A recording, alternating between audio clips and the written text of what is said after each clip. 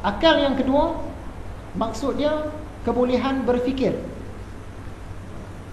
Tadi tu tempat untuk kita berfikir. Ni kebolehan berfikir. Contohnya macam orang gila, dia tak ada kebolehan berfikir, kita tak ada akal dia tu. Tapi kita tak samakan dia dengan binatang. Kita tak kata dia tu binatang, dia tu manusia juga. Kalau tadi manusia seorang, singa seorang, kita kata ni ada akal, ni tak ada akal. Dalam kes yang kedua, orang normal seorang, orang gila seorang, ni ada akal, ni tak ada akal. Sungguh pun orang gila dengan haiwan tadi dua-dua tak ada akal, tapi kita tak kata dia tu sama. Beza. Jadi akal yang pertama maksud dia kelebihan yang Allah bagi pada manusia. Akal yang kedua maksud dia kebolehan berfikir. Akal yang ketiga pula kepandaian. Orang semua ada kebolehan berfikir. Yang mana orang yang tak gila dia ada kebolehan berfikir. Yang nombor dua tadi semua ada. Tapi dari segi kepandaian dah beza. Wih, anak si mat tu akal bagus. Pasal apa kita cakap macam tu? Orang Islam dapat nombor satu, nombor dua. Satu, nombor dua. Tapi yang anak Cik Tom pula, wih, anak Cik Tom ni dia akal dia kurang sikit lah. Sebab apa? Orang Islam duduk nombor lah ni. Nampak akal tu tadi beza. Akal yang nombor tiga ni maksud dia kepandaian.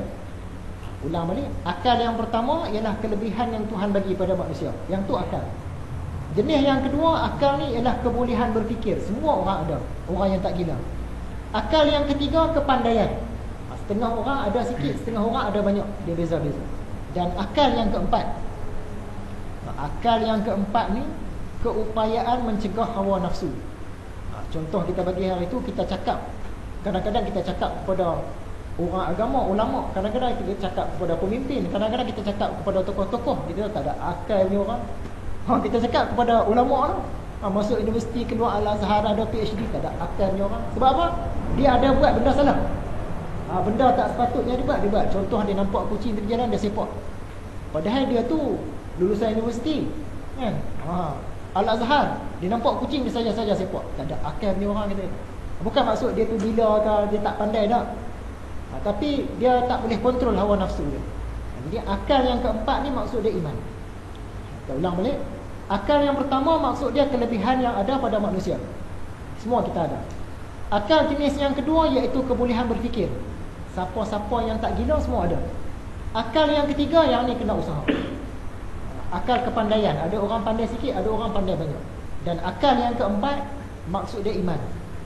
Orang pandai pun kadang-kadang dia tak ada akal yang keempat. Orang yang tak pandai kadang-kadang dia ada akal yang keempat, iman. Itu beza. Imam Ghazali nak tekan akal yang keempat ni, iman. Jadi kita tengok satu-satu.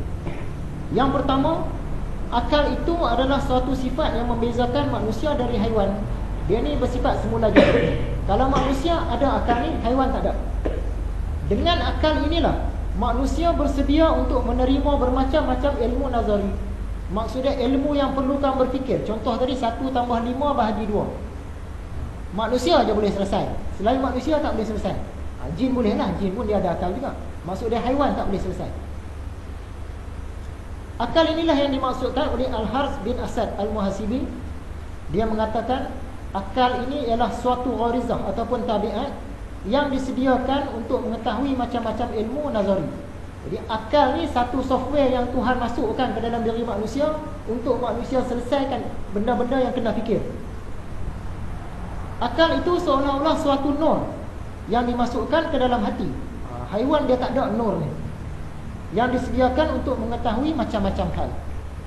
Yang pertama tadi yang pertama ke surat sebelah. Orang yang melengahkan ilmu pengetahuan, yang malas belajar, dan orang yang tidur, orang yang tak sedar, dua-dua pun kita katakan berakal. Selagi dia tu manusia, berakal. Walaupun dia tengah tidur, berakal. Walaupun dia malas belajar, tak pandai, berakal. Jenis yang pertama. Akal adalah suatu gharizah ataupun tabiat untuk menyediakan sebahagian haiwan, yakni manusia, buat memperoleh ilmu pengetahuan nazari. Yang dia ulang baliklah.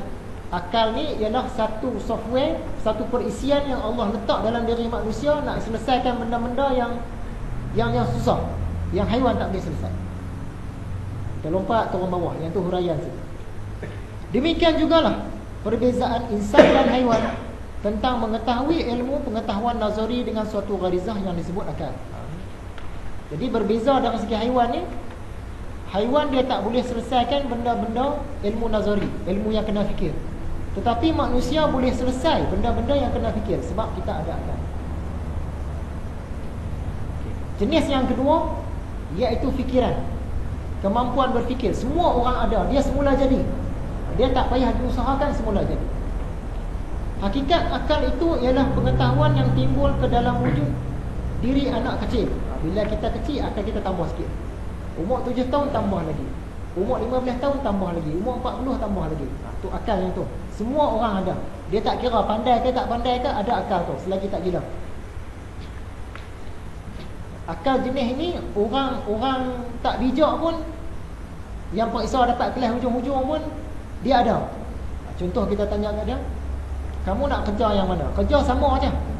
Tapi kerja yang pertama gaji dia 100 sehari, kerja yang kedua gaji dia 50 sehari. Dia akan pilih 100 sehari.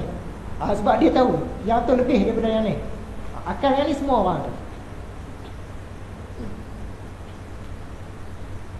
Yang dapat membezakan tentang kemungkinan barang yang mungkin dan kemustahilan barang yang mustahil.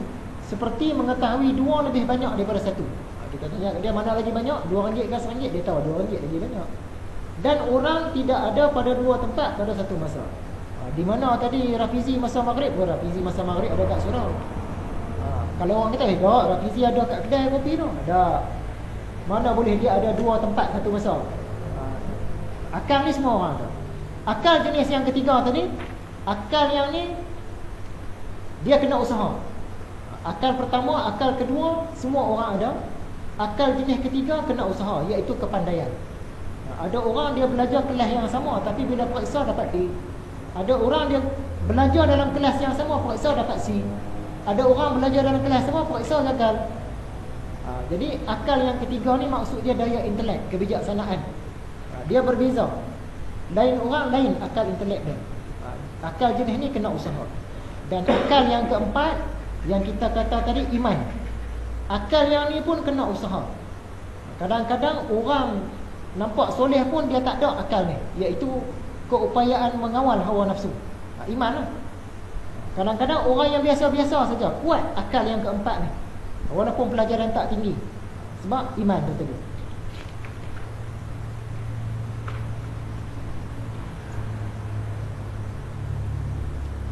Okay, buka surat sebelah tengah-tengah tu. Maka 2 yang pertama tadi, iaitu akal jenis yang pertama, akal jenis yang kedua adalah karakter ataupun tabiat. Semula jadi ada. Dan 2 yang penghabisan, iaitu akal jenis yang ketiga dan akal jenis yang keempat. Akal jenis yang ketiga tadi daya intelek, kepandaian, dan akal jenis yang keempat keimanan. Yang ni dua-dua ni kena usaha. Dia tak datang sendiri. Yang akal yang mula-mula tadi datang sendiri. Yang kepandaian dengan iman tadi dia kena usaha. Yang pertama itulah yang dimaksudkan dengan sabda Nabi SAW, hadis riwayat Tirmizi, tidak dijadikan oleh Allah Ta'ala suatu makhluk yang lebih mulia padanya daripada akal. Dan yang penghabisan tadi, iaitu iman dan kepandaian, dimaksudkan dalam satu hadis riwayat Abu Naim dengan isnad dhaif. Apabila manusia itu mendekati Tuhan dengan pintu-pintu kebajikan dan amal soleh, maka engkau dekatilah Tuhan dengan akalmu. Maksud dia benda kena usaha. Yang mula-mula tadi hadis riwayat Tirmizi itu Allah bagi siap-siap. Semua orang ada. Jenis yang ketiga, yang keempat, iaitu kepandaian dan iman, kena usaha. Selesai bahagian. Sekarang kita terpaksa menyentuh kitab Mishkatul Anwar. Minggu lepas kita dah buat satu gambaran, satu pengenalan, episod pengenalan tentang kitab Mishkatul Anwar.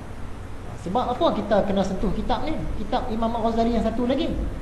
Sebab dalam pelajaran yang lepas, Imam Al-Ghazali dia ada sentuh ayat Al-Quran, surah An-Nur ayat 35. Maksud ayat ni, Allah cahaya langit dan bumi. Dan Allah Ta'ala menamakan akal itu dengan nur. Kemudian Imam Ghazali petik ayat ni. Maksud dia Allah akal. Macam mana ni Allah akal?